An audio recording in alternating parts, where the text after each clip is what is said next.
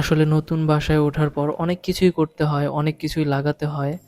So viewers, কেমন আছেন? আশা করি আপনারাও অনেক ভালো আছেন। আমরা হুটহাট করেই একটা বাসা নিই, আর এই বাসা নেওয়ার পিছনে অনেকগুলো কারণ আছে।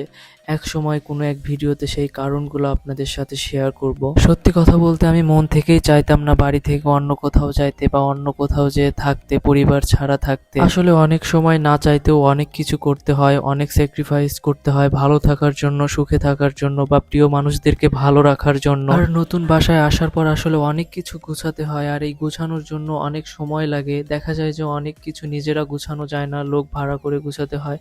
যেমন বাসায় অনেক কিছু লাগানো বাকি ছিল, যেমন টিভি, লাইট। তো এর জন্য আমার এক ভাইয়া আমাকে হেল্প করে এগুলো লাগানোর জন্য।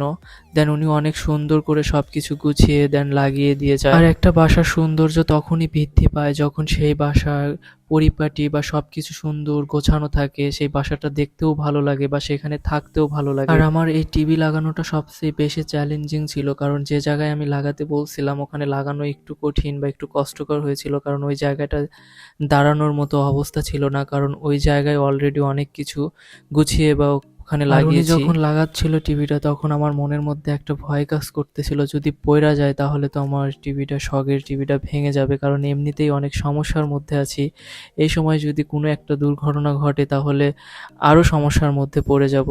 দেন আমার ফ্যানটা ঠিক মতো লাগানো ছিল না, ফ্যানটা সাউন্ড হচ্ছিল, তার জন্য ভাইয়াকে বললাম যে ফ্যানটা একটু দেখেন।